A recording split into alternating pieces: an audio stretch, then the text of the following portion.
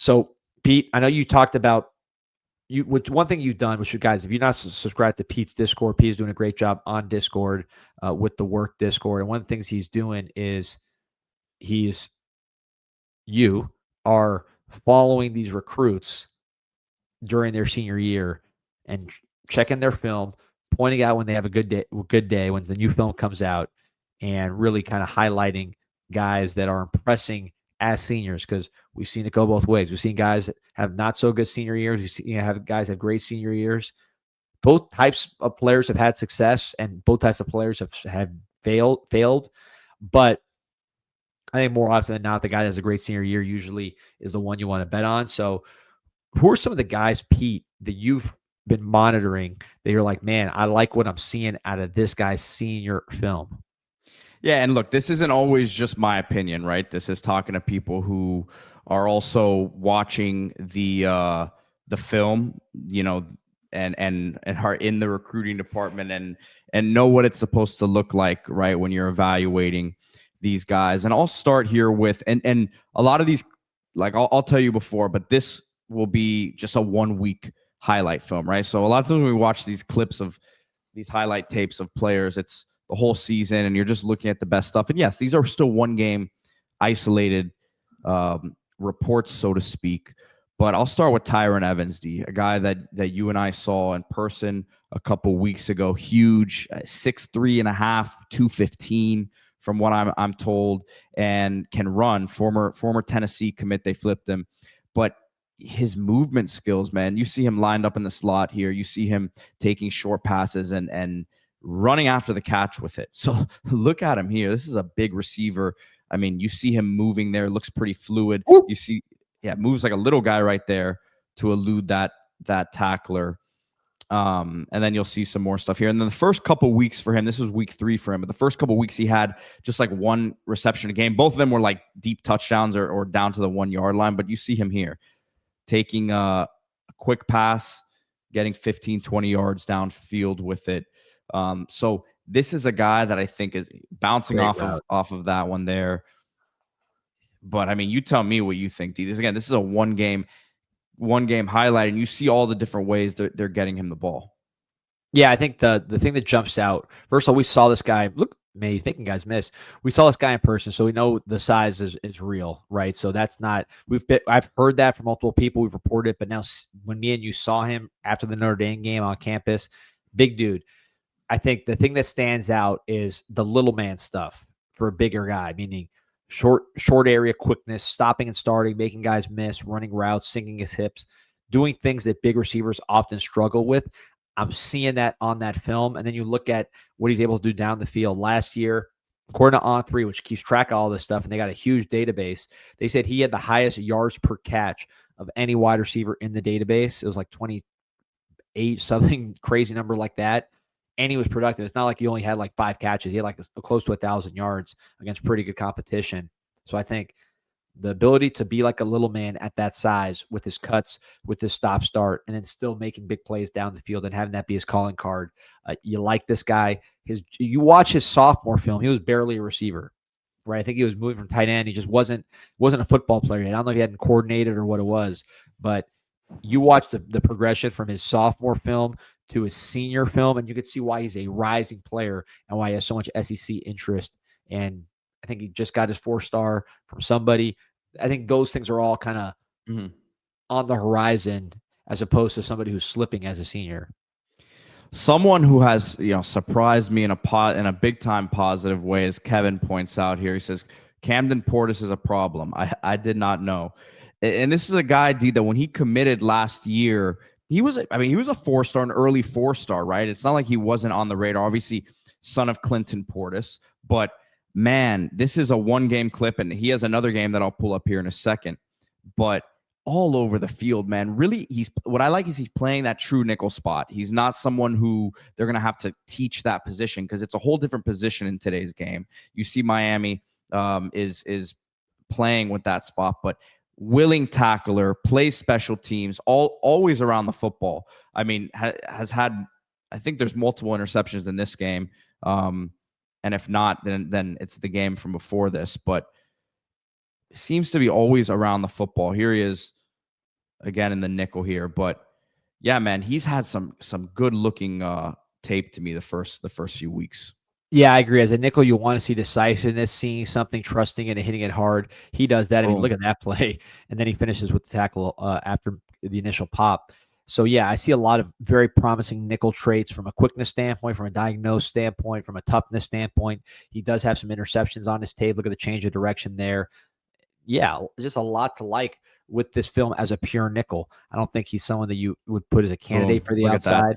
Yeah, and he had another nice. Look at Yeah, I running think he has another off pick the in the same game. Yeah, and then the game before this, he had another interception, forced fumble as well. I mean, but look at, I mean, that's he's reading the play there. Really like this. Really like this kid. Yeah, and then you look at so I'm looking at Keontae Scott. Keontae Scott as a sophomore, sorry, as a junior, so his 11th grade spring, which is basically what Portis just completed this year. He ran 22.8 in the 200, and he ran Forced fumble on special teams. There. Sorry to. no, yeah, Sorry to, please. No, and then a 10.94 in the this is Keontae Scott. This is Miami's nickel who's playing incredible football for the Canes. 10.94, 22.84 in track. That was in his 11th grade year. You go to Camden Portis' 11th grade year. 10.97 on the 100, and then a 22.66 in the 200. So basically what I'm saying is if you look at speed verified numbers, and I like to go to track because it's verified. There's a laser, it's clocked. That you don't have to question the source of the number. Sometimes there's wind aided and stuff like that, but basically the number is a number. And he is somebody who track wise is going right alongside Keontae Scott. They're traveling together. I don't think there's a huge size difference. Keontae Scott's filled out more. Camden Portis needs to get a little bigger. But if Camden Portis continues to grow, his dad grew a ton from when he first got here to what he is now. If he can continue to get stronger and work hard in the weight room and all that kind of stuff, I think you could see a very similar player to Keontae Scott, homegrown version. And Keontae Scott is playing great football for Miami. He looks fast. He looks decisive. So he's been doing his thing.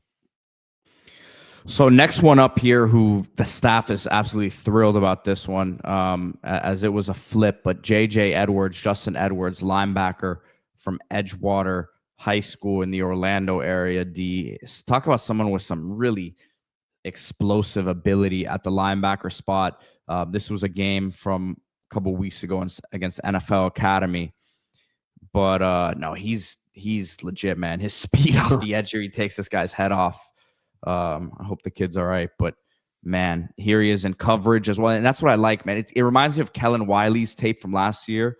Yep. Nice diagnose and just go after it once he realizes he can get there. But he's doing it all. He had a block punt for a touchdown earlier in the season. He had a pick 6 earlier in the season as well. So you see him here. This is a weird. I don't think there was anything on this play, but he's right there. Yeah, look, they move it to this next play, but he's another one that, again, you just see the explosiveness on tape, man. And he's verified, right? He verified 6'1", verified 4.5 speed. He jumped very high as well. I heard he was like a 99 type percentile. Yeah, he's fast. He's got that burst, man. Change of direction is big time. You mentioned the film before from last week, which we also watched when it came out. That was also excellent. So combine check. He looked great in spring. He's looked great for the first 2 games. They think he's going to be a 210-pound player by the time he's a freshman. Can cover, can rush, can go sideline to sideline, a striker with some knockback. A lot to like about J.J. Edwards is that modern linebacker. I know we're not going to talk Jordan Campbell now, the other linebacker that committed to Miami from Northwestern, but he's off to a really good start. More of a rush end right now. Bigger player than Edwards as far as he's already in the 210s, I think. Really good-looking player as far as that linebacker build, but similar speed, similar ability to close distance. So between Edwards and Campbell, I think you have some really, really nice linebackers that can run and hit and play the way you want to play at a playoff level with NFL potential because of their speed, which is something we haven't had enough of, that true difference-making speed and ability at linebacker. 2 more guys I want to talk about here, D. And this next one, from when I saw his tape week 1, I tweeted it out and I posted on the Discord, and then he just keeps impressing. And that's Brody Jennings. And this is an interesting one to me, D, because he's a top 300 player in the country. It's not like he's an under the radar recruit, but I don't think he's rated highly enough for what he is, knowing his size, his pedigree. Looks like he can run on tape. He's physical. He was a former Michigan commit. And I'll pull up his stuff from this week. It's almost a 4-minute highlight, but had a couple interceptions this week, plays special teams. Some of these clips I love because it's just him getting physical with the wide receiver, not even letting him off the line of scrimmage. But he seems to know how to use his size. He seems to have ball skills, which it's one thing to say a guy's a physically gifted corner, but sometimes it's like, all right, why isn't that guy playing receiver then? But look at him running the route here for the receiver, throwing him on the sideline. I love his tape. I'm going to skip forward here a little bit because it's like it's a kick return here for him. So yeah, he has the best. He has some of the best early tape I've seen. Again, we're all really watching the highlights, but his highlights are long and got a lot of different stuff on them. Even the weeks before were just as good as this one, although he was awesome in this game against Jacksonville, which I think is his old school. Sandalwood. That's where his brother went. So brother Bradley Jennings, former Miami linebacker. There you see him returning kicks. I'd love to get verified stuff on him because he says he's 6'2". His brothers were big, his dad was big, so I have no reason to doubt that. He says he's runs like 4.5, 4.4. His sister runs track for Miami, so again, I have no reason to doubt that. I think he might have gotten the best of both worlds from the speed that his sister got, and then some of the linebacker stuff that his brother and dad brought to the table. But look at this. I mean, look at that play. I mean, he's coming from all the way. He had his guy basically jammed to the sidelines. I love this angle here. Yeah, so watch the guy on the left here. Watch the guy to the boundary, the corner to the boundary here. There you see him. I mean, he pushes this guy way out of bounds. And then look at the speed and look at the tackle. I mean, that was a touchdown saving tackle. Still 4 yards to go. I could see why Michigan loved this guy because Michigan has guys like this that are just so instinctive, so reliable, such good tacklers. But then this guy, he also has size, speed, and he can turn his hips. You watch him playing corner. Look at this. You can't get off these guys. And then look at him, and then he gets right back in the play. I love this tape. He returns kicks, which is a good sign for his athleticism. He was a receiver too when he first got there, so you could see why he gets interceptions. He changes directions well. He's not like one of these like stiff straight line kind of guys. You see him flipping his hips. You see him actually playing corner. I mean, look at this right here. Nice footwork there. No chance. This is the best tape of all the guys we have committed, I think, that I've seen. Cantwell and some of the linemen are just monsters and just the size. But in terms of what does the tape look like, the highlights at least, I think this guy has the best. I think this is a pick. Couldn't be covering that guy any tighter. Gets off the block, and then boom, lays the wood. He had 2 picks in this game. I don't know where the other one. Oh, maybe it's here. Yeah, and by the way, like the other stuff, we're not going to go through all this film, but the other tapes are just as good as that. Oh, here we go. That was just an overthrow there, but that's fine. He's moving with it, though, man. He's moving with it. That's a pick 6, yeah. Yeah, this was a huge flip. That was a good flip, man. That was a good flip. Over 1,200 on right now. I heard Jalen Waters had a good Kevin asking. I heard he had a big game. They did quick cut, which is where they put their tape on, is not they don't update it every week, so it's a little tougher to, but staff is very happy with him, man. That's a premier guy in this class. One more player to look at here, D.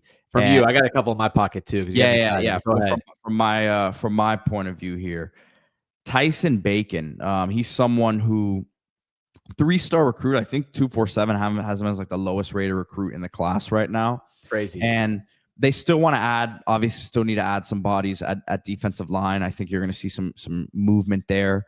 I think you could see up to like 3 more names in the class there, 2 to 3 more names on the defensive line added. But Tyson Bacon is a guy who, watching his stuff, especially from last week in Spain Park High School, has some, versatility, shows a pretty good first step here. He's number 44. And I think he's someone that they're looking at. It's tough to see it from this angle, but you'll get a zoomed in view on the next highlight here. But he's someone that in a couple of years could be a rotational piece of this defensive line, number 44 right here. Yeah, so it's going to come down to his body. I think he looks big enough.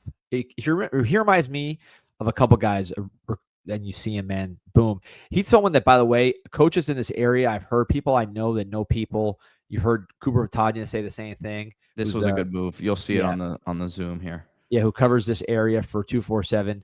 A lot of like local coaches are saying, we're calling 247 like, hey guys, you need to move this dude up because he is a big time player. He works hard. He works hard outside of like his actual practices. He works with a trainer. You see the quickness, you see the finishing ability. He's tall enough. I think it's really just about gaining the weight. But I think Brandon Dorless, RJ McIntosh, guys of that species, right? As far as the way they play and their body type, he kind of reminds me of those guys. How much bigger is he than a Mesidor? He's probably going to be bigger than a Mesidor, but Mesidor is a tweener. Yeah, no, I think it'll be longer than Mesidor, just a little bit longer. But yeah, Mesidor's been productive at both inside and outside. But I think with him, Mesidor looks better when he loses weight. I would say Bacon, you want to gain weight on him. Brandon Dorless, maybe it's just the fact that I think they were both 44 in high school. But if you look at Brandon Dorless in high school at Deerfield Beach, before that at Calvary Christian, he looks a lot like Bacon. Just very similar. Dorless, of course, going to Oregon, one a really good player for Mario Cristobal at Oregon. Mario Cristobal came down to Deerfield Beach to get Dorless as a 3-star from Deerfield. And he ended up being a really good player. I think it was a 4th-round pick in the NFL. So that's a type that will work. You want all of them to be 320 plus, but sometimes guys like that who can rush the passer and more importantly, really good heads on their shoulders can help you. Scott's saying, played his butt off against IMG, gave Cole Jason problems, beat Pepe a few times too, is definitely targeted and game planned for by IMG. 2 more guys I want to get to, Pete, and then we'll get out of here. But watching the Dolphins offensive line was so bad that I had to decompress by watching some film from some of we'll skip the commercials here. From watching some film on these offensive line commits. I watched all of them. I thought they were all pretty good in their own way, some of them better than others, and some of them just really, really impressive. But one of the guys that I put in that really, really impressive category to me, Ben Cogden, now newly minted 4-star. We said from the moment he committed, this guy was a 4-star player from small town Ohio. I never heard of this area that he's from. Tuscarawas. Zorville. Yeah, Zorville. But this guy, man, he is a very, very athletic dude. 6'7". There you see him playing left tackle. Look at him pull. Boom. You see his body type. Maybe it's because he's wearing that the shorts jersey, the Ray Lewis jersey, so it makes him look even more athletic. But this is a guy, big lower body, 6'7", good bend, good flexibility. Look at the finish right there. He was a top. He placed in states as a wrestler his first year wrestling at 6'7" in Ohio. Ohio is big boy wrestling. For those of you who don't know about wrestling, there you see him pulling.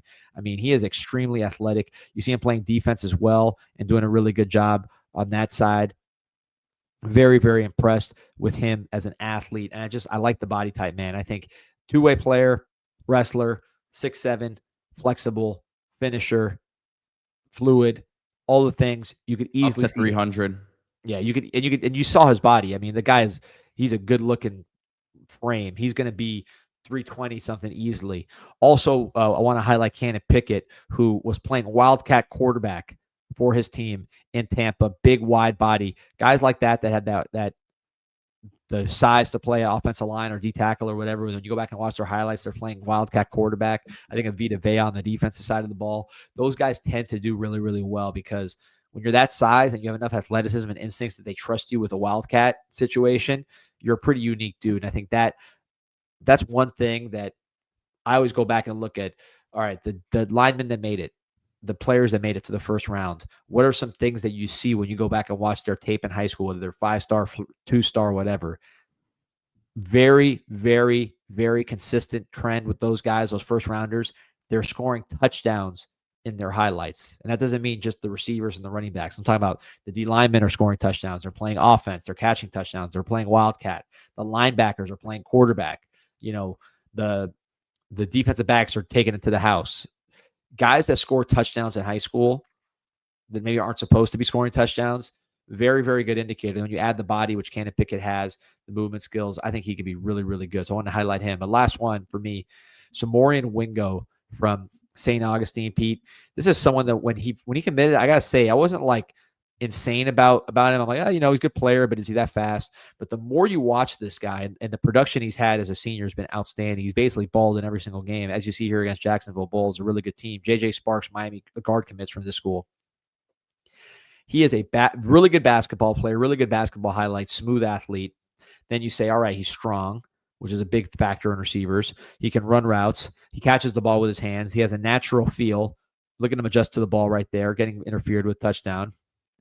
And he just consistently produces. So a lot of things that you look to at receiver, he does that. In his senior year, every single game, I think he's over 100 yards. He's been producing consistently. There you see hands catcher, gets upfield fast, big and strong, good competition, bad competition. He plays just the same. Here you go. Run after the catch here. Hands catch, gets upfield quick. You see some of the strength stuff with him. This is a very, very interesting player, a very productive player. There you see him running in breaking route. You see how he catches it with his hands full speed.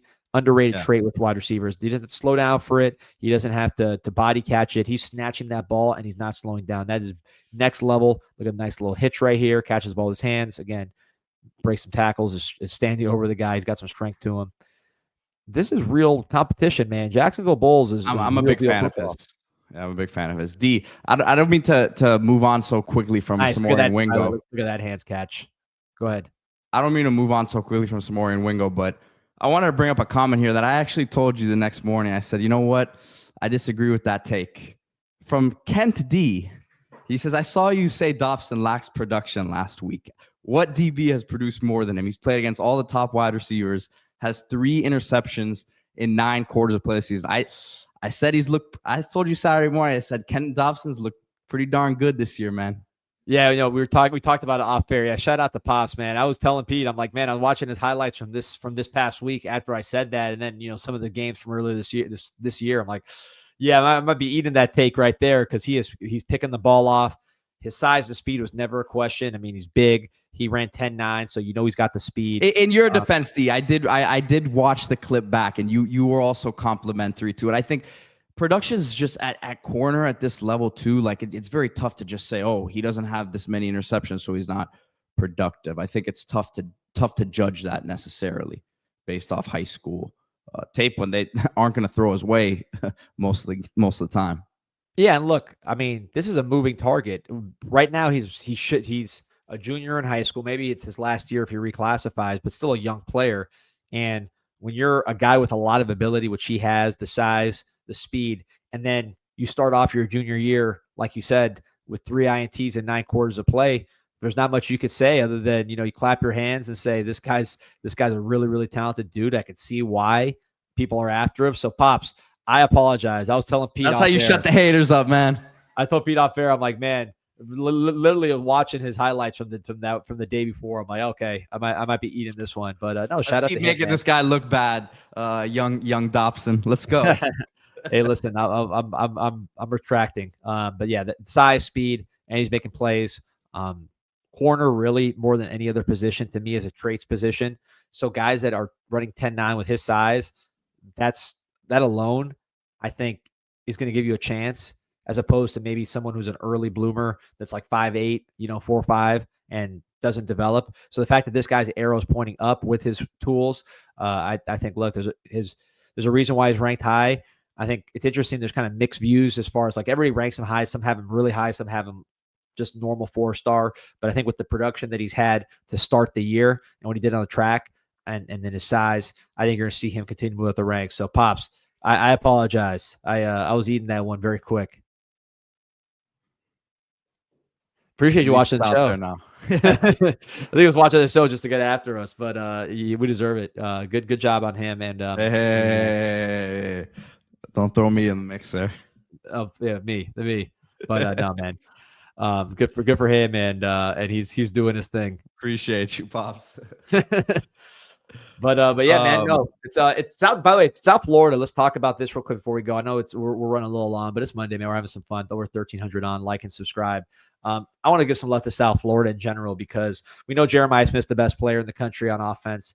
I would say that Ruben Bain is battling Caleb Downs to be potentially the best player in the country on defense. You're seeing a lot of pass rushers. We talked about it earlier all across the country from this region. Oklahoma, both their guys are from here. LSU's got a South Florida pass rusher. Ohio State has a South Florida pass rusher, obviously Miami. So a lot of teams are getting guys from down here to get after the quarterback. Cornerback-wise, we have Xavier Lucas and O.J. Frederick doing their thing.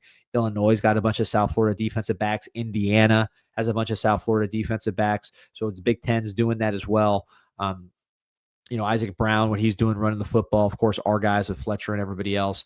You're seeing, to me, South Florida starting to creep up and do their thing a little bit more. Vincent Shaver's doing a really good job for Nebraska. So you're seeing more South Florida guys make plays, both for the Hurricanes and other teams. You're seeing guys come up like, Kent Dobson, potentially reclassify. Malachi Toney, obviously for the Canes, what he's done as a true freshman.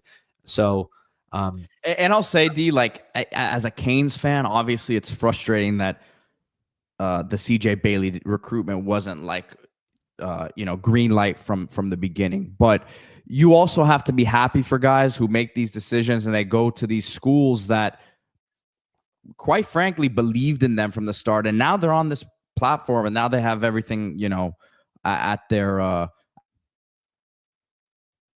That Pico's out of there. But yeah, no, I agree with what I know. I think I know where P was getting at. These guys, there's a lot of late bloomers. There's a lot of guys that maybe didn't have all the stuff around them to do what they're capable of doing. So when they go to a school that's catered to them from a system standpoint, that they have the best strength and conditioning that they've had in their lives, and they have coaches scheming plays up for them, they flourish. Isaac Brown kind of being foremost among them. He had good coaching at Homestead, good system there, but obviously next level once he gets to the ACC. Had some sort of security cyber hacking update that happened. I don't know what happened there. There you go. You're clean now. Sorry, go ahead and finish your thought.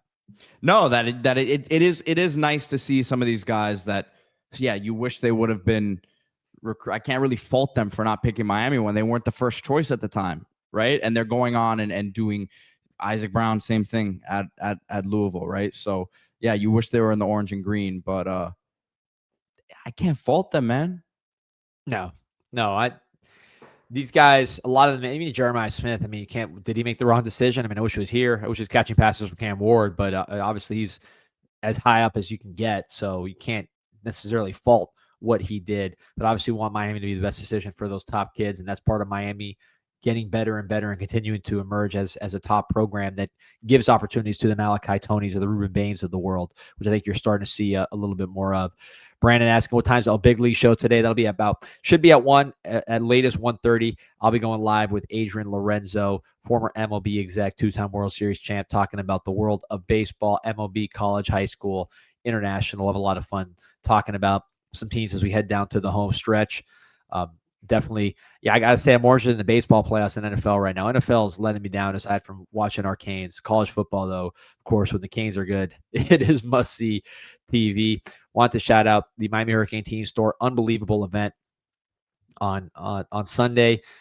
Recognize those two guys, Malachi Toney, CJ Daniels, Miami's top 2 wide receivers. A lot of packed house, I heard.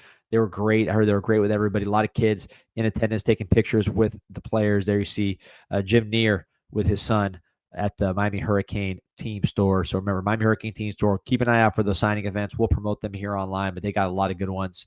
And anything you want to buy online, MiamiHTS.com or in person next to the Thesis Hotel. Promo code INSIGHT20. You get 20% off your first item. All right, guys. Remember to hit that like button, subscribe to the channel. Hit that like and subscribe always, not just now. Pound it. Pound that button. We got a big week, man. USF top 20 matchup at the Rock. We'll be at the Lickin' also on Saturday, so stay tuned for more info about that. We got the 4:00 game, so should be a fun one, man. Appreciate everyone for watching today. Go Canes. Go Canes.